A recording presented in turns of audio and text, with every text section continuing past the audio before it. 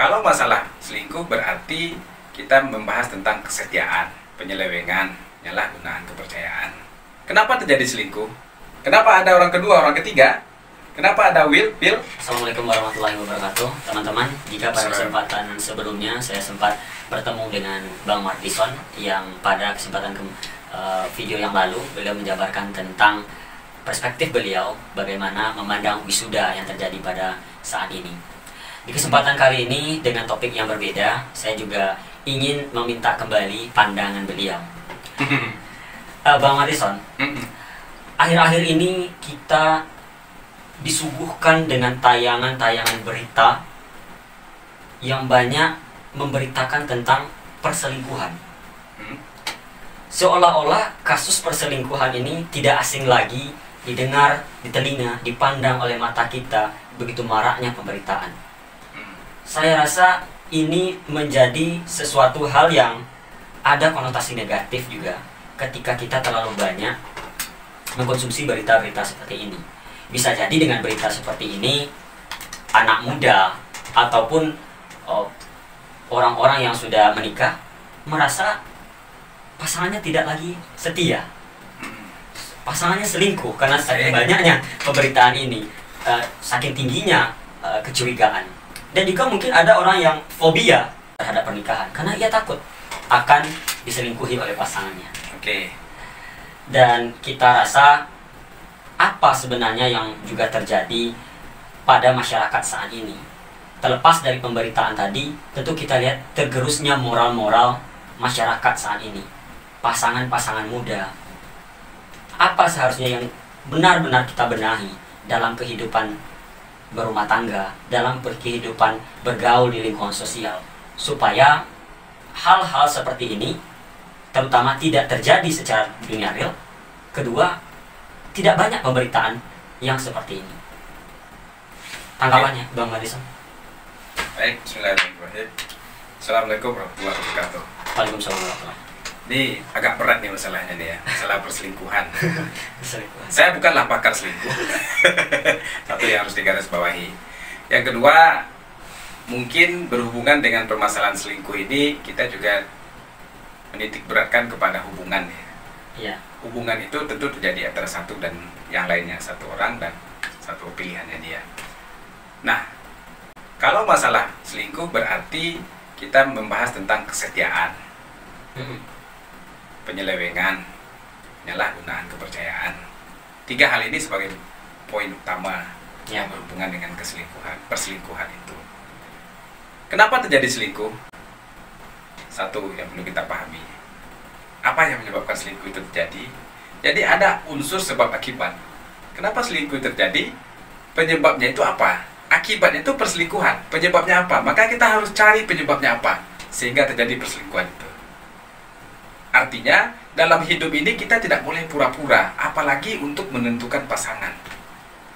Makanya wajib kita memahami sebelum kita menentukan pasangan hidup, kita benar-benar tahu bibit-bebet bobotnya itu seperti apa. Tentu harus memahami bagaimana keturunannya, bagaimana kecantikan atau kegantengannya, bagaimana dengan silsilah akhlak dia seperti apa, bagaimana dengan agamanya.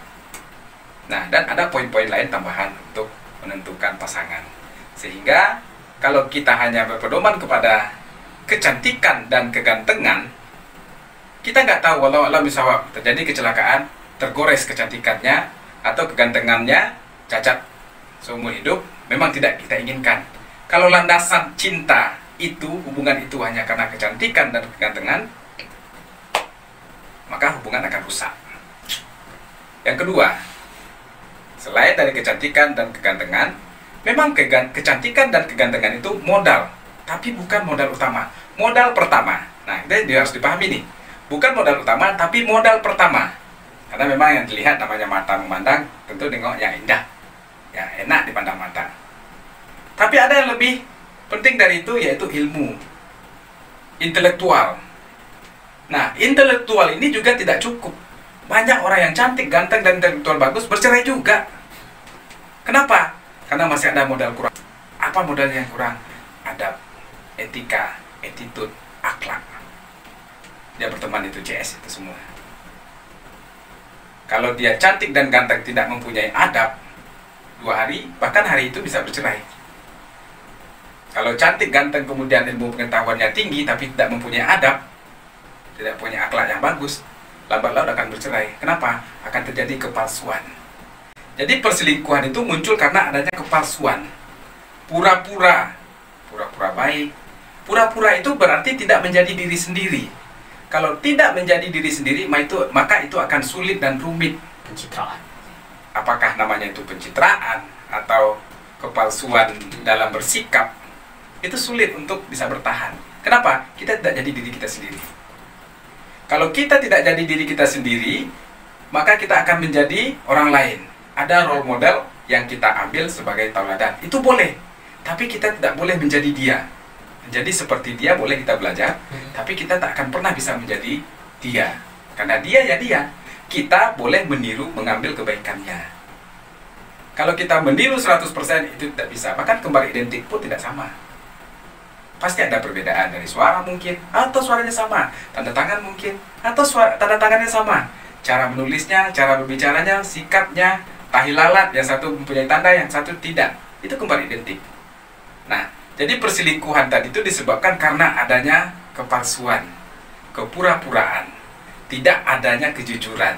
Akhirnya terjadi pengkhianatan. Pengkhianatan terjadi kenapa? Karena ada orang kedua. Kalau bagi perempuan mungkin namanya ada pil, pria idaman lain. Kalau bagi laki-laki mungkin ada will, wanita idaman lain. Nah, kenapa harus ada idaman lain? Kalau yang pertama sudah cukup, komitmen. Perlu kita jaga juga. Nah, kemudian kalau kita sudah mempunyai komitmen dengan orang yang kita jadikan cocok untuk kita, maka kita akan melakukan komunikasi yang baik. Adanya keterbukaan. Kenapa? Keutuhan, kekuatan dalam suatu hubungan itu adalah komunikasi. Dengan komunikasi kita akan terbuka, menyatakan apa adanya, yang kita sukai, yang tidak kita sukai kita sampaikan.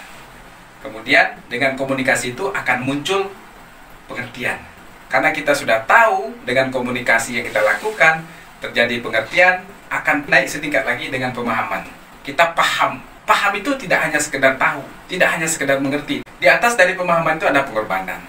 Kalau sudah di level pengorbanan hubungannya, berarti itu sudah melangkah ke jenjang yang lebih serius. Nah, untuk pasangan, keyakinan bahwasanya dia itu memang pasangan kita bukan berarti yang dekat dengan kita, tapi yang memudahkan, yang dimudahkan. Segala urusan dimudahkan. Oh, berarti dia connect dengan saya. Nah, artinya apa?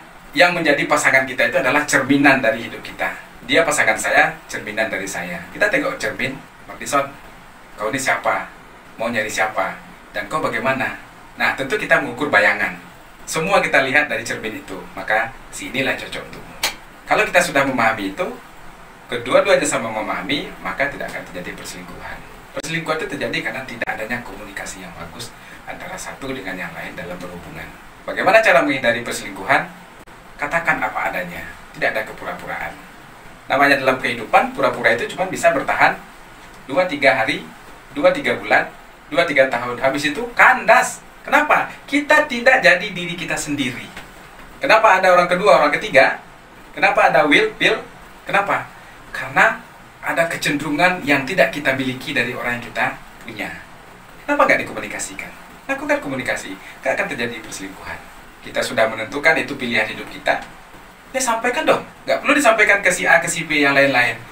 Bisa jadi kita ketika nyampaikan ke orang lain, bukan ke orang yang bersangkutan, bisa jadi orang lain itu suka sama kita, kacau, jadi selingkuh. Coba sampaikan ke yang bersangkutan. Ya. Artinya gatal perut, garuk perut. Jangan punggung yang digaruk. Jangan curhat kepada orang yang tidak tepat. Nah, dikhawatirkan seperti itu. Jadi kalau menurut saya gambarnya seperti itu. Selingkuh itu identik dengan ketidaksetiaan kepada pasangan, penyelewengan, penyalahgunaan kepercayaan.